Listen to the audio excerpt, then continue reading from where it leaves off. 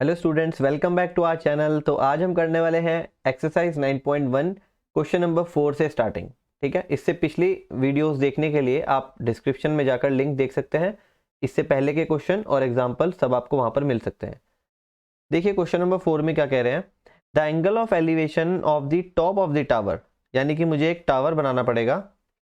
ये बना लिया मैंने एक टावर। अब क्या कह रहे हैं, द एंगल ऑफ एलिवेशन, यानी कि एंगल जो बन रहा है वो नीचे से ऊपर की तरफ बन रहा है। ठीक है, एलिवेशन का मतलब होता है नीचे से ऊपर की तरफ बनना। Of the top of A tower from the point on the ground, यानी कि ग्राउंड पर कोई पॉइंट है। हम एक ग्राउंड बना लेते हैं नीचे और यहां पर एक पॉइंट भी बनाएंगे। ठीक है, एक पॉइंट ले लेते हैं ग्राउंड पर। तो मैंने ले लिया ये पॉइंट, एक पी पॉइंट। ठीक है, आगे बढ़ते हैं। आगे कह रहे हैं which is 30 metre away from the foot of the tower. ये टावर के फुट से 30 मीटर अवे है, तो यहां पर लिख लेते हैं 30 मीटर। ये 30 मीटर अवे है पॉइंट। ठीक है, कहां से? टावर के फुट से। तो टावर का फुट कहां पर है? ए बी हम मान लेते हैं टावर को, और बी जो है वो टावर का फुट है। ठीक है, अब जो एंगल ऑफ एलिवेशन दे रखा है वो कितना दे रखा है? 30 डिग्री, यानी कि एंगल ऑफ एलिवेशन नीचे से ऊपर की तरफ देखते हुए बनता है, और ये एंगल दिया हुआ है 30 डिग्री। दोबारा क्वेश्चन को पढ़ के भी समझ सकते हैं। The angle of elevation of the top of A tower, ये रहा टावर का टॉप। इसका जो एंगल ऑफ एलिवेशन है पी पॉइंट से, जो कि 30 मीटर दूर है बेस ऑफ द टावर से, ये देखो। ठीक है, और एंगल कितना दिया हुआ है? 30 degree. Height of the tower आपको बतानी है, तो हम लिख लेते हैं let height of the tower B. Tower की हाइट को हमने लेट कर लिया कितना? A B. अब ध्यान से देखो, हमें ये हाइट बतानी है। और ऐसा कौन सा फॉर्मूला होता है जिसमें हाइट सामने वाली, मतलब हाइट मतलब परपेंडिकुलर हो गया ना, ये 90 डिग्री होता है। टावर हमेशा स्ट्रेट होता है तो 90 डिग्री एंगल बनता है यहाँ पर। तो ये हमें ए बी बताना है। ये परपेंडिकुलर हो गया एक तरीके से। तो परपेंडिकुलर अपॉन बेस, बेस मेरे को गिवन है, तो मैं वही फॉर्मूला लगाऊंगा जो चीज मेरे को गिवन होगी।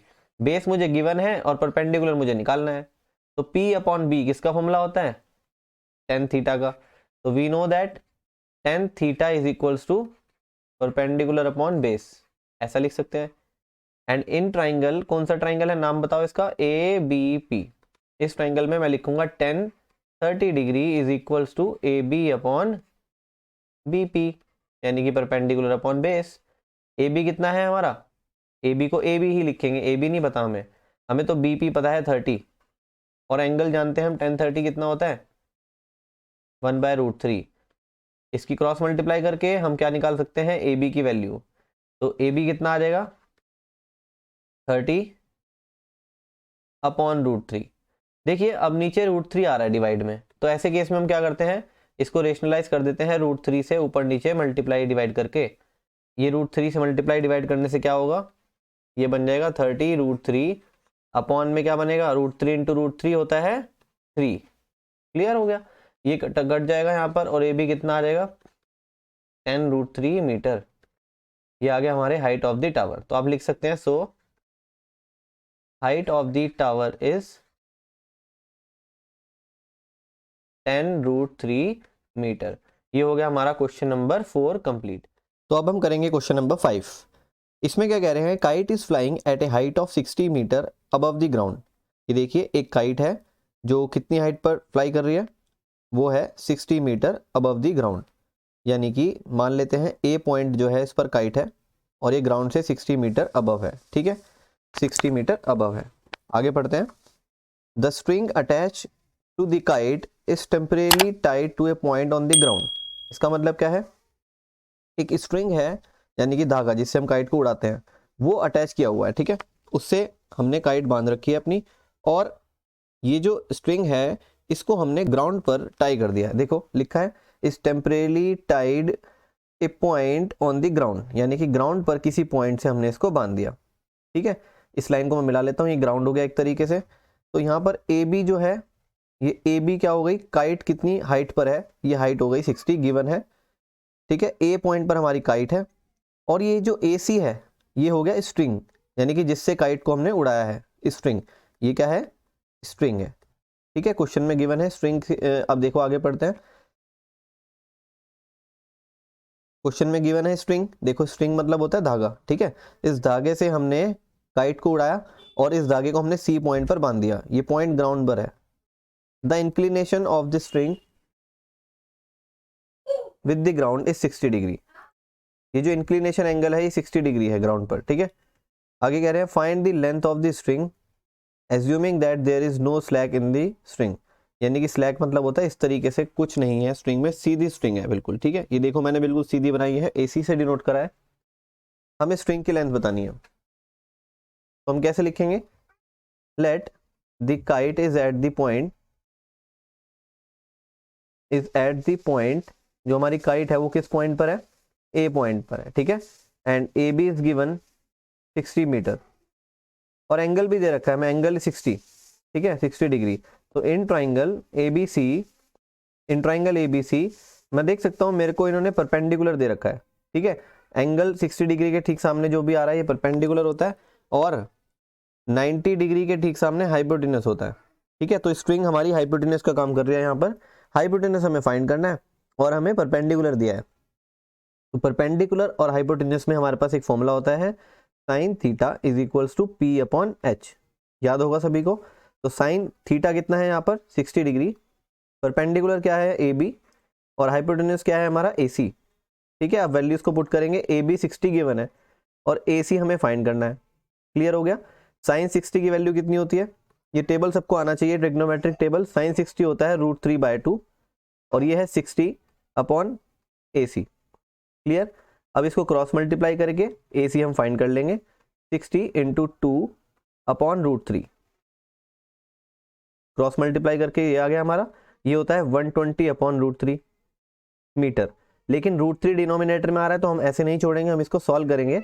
√3 से ऊपर नीचे डिवाइड करके इसको बोलते हैं रेशनलाइज करना, ठीक है। तो ये कितना आ जाएगा 120 √3 अपॉन में क्या बन जाएगा, √3 × √3 दैट इज 3।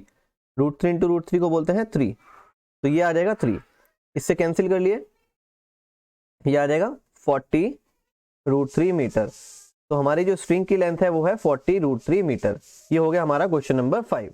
तो स्टूडेंट्स क्वेश्चन नंबर 6 आपके सामने लिखा हुआ है और अभी तक का ये सबसे इंपॉर्टेंट क्वेश्चन भी है। तो इस क्वेश्चन को जरा ध्यान से समझना है आपको, क्योंकि ये क्वेश्चन एग्जाम में काफी ज्यादा बार रिपीट हो चुका है। देखिए, a 1.5 metre tall boy is standing at some distance. एक 1.5 मीटर टॉल बॉय है, ठीक है, हम ये बना लेते हैं, is standing at some distance, ये कुछ डिस्टेंस पर खड़ा हुआ है, from a 30 metre tall building, एक 30 मीटर टॉल बिल्डिंग से ये कुछ डिस्टेंस पर खड़ा हुआ है। ये बिल्डिंग की हाइट दी हुई है 30 मीटर टॉल बिल्डिंग। आगे बढ़ते हैं। The angle of elevation from his eyes, जो एंगल ऑफ एलिवेशन है उसकी आईज से, यानी कि उसकी आईज लगभग यहां पर होगी, यहां से एंगल ऑफ एलिवेशन बन रहा है ऊपर की तरफ, to the top of the building. अच्छा, बिल्डिंग के टॉप का, ठीक है, बिल्डिंग के टॉप का एंगल ऑफ एलिवेशन बन रहा है, कितना बोल रहे हैं, इंक्रीजेस बोल रहे हैं इंक्रीजेस फ्रॉम 30 to 60, यानी कि इंक्रीज हो जाएगा 30 से 60। तो इसका मतलब अभी कितना है ये 30 डिग्री, लेकिन ये हो कितना जाएगा 60 डिग्री हो जाएगा। कब हो जाएगा, as he walks towards the building, ये जैसे जैसे लड़का बिल्डिंग की तरफ आएगा तो ये एंगल कितना हो जाएगा, ये एंगल हो जाएगा 60 डिग्री। तो यहां पर हम बना लेते हैं 60 डिग्री। हमने मान लिया कि जो बॉय था 1.5 मीटर टॉल वो यहां से चल के यहां तक आ गया, ठीक है। ये बेस बना लेते हैं, बेस पर चलेगा जो, तो ये 1.5 मीटर टॉल जो बॉय था ये यहां से चलकर यहां पर आ गया, ठीक है। हाइट तो सेम ही रहेगी ना 1.5 मीटर, चाहे यहां से देख लो, चाहे यहां से देख लो, चाहे यहां से नाप लो, तो ये हाइट तो सेम ही रहने वाली है सब जगह। ये देखो क्यों ऐसा होता है, क्योंकि ये लाइन सभी क्या है, बिल्कुल ठीक सामने सामने आ रही है और पैरेलल लाइंस है बिल्कुल, तो ये सभी लाइंस की लेंथ सेम रहती है, ठीक है। तो ये बॉय यहां पर था, अब ये यहां पर आ गया और एंगल कितना हो गया 30 से 60 डिग्री हो गया। क्वेश्चन में पढ़िए दोबारा से लिखा है 30 से 60 हो जाएगा और हो गया angle. Find the distance he walk toward the building, हमने मान लिया ये डिस्टेंस इतना चला है, x मान लेते हैं इसको, ये बिल्डिंग की तरफ x डिस्टेंस चला है, ठीक है, हमें x की वैल्यू बतानी है। तो बिल्डिंग को मैं लेट कर लेता हूं AB, किसी और कलर से कर लेते हैं ज्यादा अच्छा दिखेगा हमें। AB हमने मान ली बिल्डिंग, ब्लैक कलर से लिख रहा हूं मैं। CD हमने मान ली बॉय की हाइट, ठीक है, ये बॉय यहां से यहां चलकर आ गया, इसको भी कुछ मान लो EF, और इसको मान लो g। सभी पॉइंट्स को मैंने नाम दे दिया है, ठीक है। अब देखते हैं कि हम x की वैल्यू किस तरीके से फाइंड करेंगे। हमें कैसे पता लगेगा कि ये कितना डिस्टेंस कवर किया है बॉय ने। तो चलिए देखिए, इसमें हमें राइट एंगल ट्राइंगल कहाँ कहाँ नजर आ रहा है। एक तो यहाँ पर ये राइट एंगल ट्राइंगल हमें नजर आ रहा है, ठीक है। और हमें कहाँ नजर आ रहा है, और एक राइट ट्राइंगल हमें यहाँ भी नजर आ रहा है, ठीक है ना। यहाँ पर दोनों में एंगल गिवन है, इसीलिए मैं ये दो ट्राइंगल देख रहा हूँ, और कहीं एंगल नहीं गिवन है, ठीक है। अब जरा ध्यान से मेरी बात को सुनिए। ये पूरी बिल्डिंग की हाइट तो है 30 मीटर, क्लियर। और ये नीचे जो दिया हुआ है ये 1.5 मीटर है। तो मेरे को बताइए कि ए से जी तक कितना आएगा।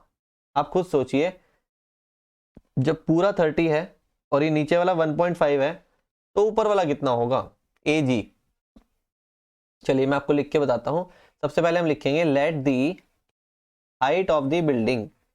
मैंने मान लिया जो बिल्डिंग की हाइट है वो मैंने मान ली ए बी, और ये गिवन कितनी है 30 metre. Similarly let the height of tall boy, जिनको ये टॉल बॉय बोल रहे थे, उसको हमने मान लिया सी डी, और ये कितना गिवन है 1.5 मीटर, ठीक है ना। और यहां पर हम देख सकते हैं जितना सी डी होगा इतना ही जी बी होगा। आप चेक कर लीजिए, सामने सामने लिखा है बिल्कुल, तो 1.5 ही होगा। अब देखो मुझे निकालना है ए जी, तो ए जी हमें फाइंड करना है। ए जी के लिए हम पूरे ए बी में से, पूरे ए बी की लेंथ जितनी भी है 30, उसमें से हम जी बी को कर देंगे माइनस, यानी कि 30 ये गिवन था और ये 1.5 है, तो ये 28.5 मीटर रह जाएगा ए जी।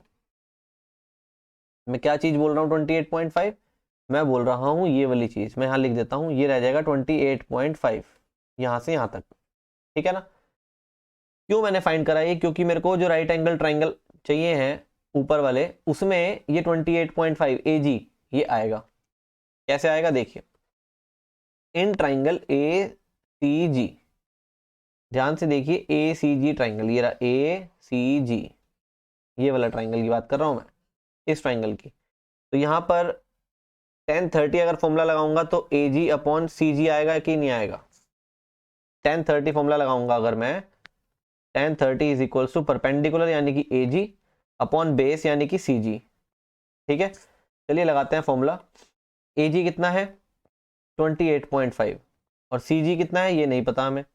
tan 30 की वैल्यू हमें याद है 1/√3 होती है, क्रॉस मल्टीप्लाई करो तो सी जी आ जाएगा हमारा 28.5√3 मीटर, ठीक है। यहां से हमने निकाल लिया सी जी की लेंथ, सी जी यानी कि ये पूरा आ गया मेरे पास, ये पूरा सी जी है, ठीक है। अब मैं ऐसा करता हूं, दूसरा ट्राइंगल लेता हूं, उस ट्राइंगल का नाम है इन ट्राइंगल ए ई जी। इस ट्राइंगल में लगाता हूं tan 60 डिग्री, तो tan 60 degree is equals to A G upon E G, perpendicular upon base का फॉर्मूला लगाया। ए जी मैं जानता हूं 28.5 है, ई जी हमें नहीं पता है, लेकिन tan 60 की वैल्यू हमें पता है। यहाँ भी ई जी निकालने के लिए इसको ऊपर ले जाएंगे, 28.5 अपॉन में √3 ले आएंगे। कभी भी √3 डिवाइड में आ रहा होता है तो रेशनलाइज करना पड़ता है, √3 से ऊपर नीचे मल्टीप्लाई करके, तो ये आ जाएगा 28.5√3 अपॉन में आ जाएगा 3, क्योंकि √3 इंटू √3 होता है 3, ठीक है। अब देखिए इस 3 से अगर मैं इसको कट करूंगा तो कितना आएगा, आप कट कर लीजिए, डिवाइड कर लीजिए, आएगा 9.5। तो यहां से ईजी आ गया मेरा 9.5√3 मीटर। बस मेरा क्वेश्चन लगभग हो गया। क्यों हो गया, क्योंकि मैंने सी जी भी निकाल लिया, देखिए मैंने यहाँ पर ये सी जी भी निकाल लिया है और ये ई जी भी निकाल लिया है। तो पूरी लाइन में से अगर मैं ई जी को माइनस कर दूं तो क्या बचेगा, एक्स बचेगा। खुद सोचिए, पूरी लाइन में से अगर मैं ई जी को सब्ट्रैक्ट कर दूं, सी जी में से ई जी को सब्ट्रैक्ट कर दूं तो एक्स बचेगा। तो एक्स की वैल्यू निकालने के लिए सी जी में से ई जी को कर देंगे हम सब्ट्रैक्ट, यानी कि 28.5√3 में से 9.5√3 कर दीजिए सब्ट्रैक्ट, तो यहाँ पर बचेगा 19√3 मीटर, ठीक है, 19√3 मीटर्स। तो ये इतना डिस्टेंस उसने कवर किया है बिल्डिंग की तरफ। This is the answer of this question. Thank you students for watching this video.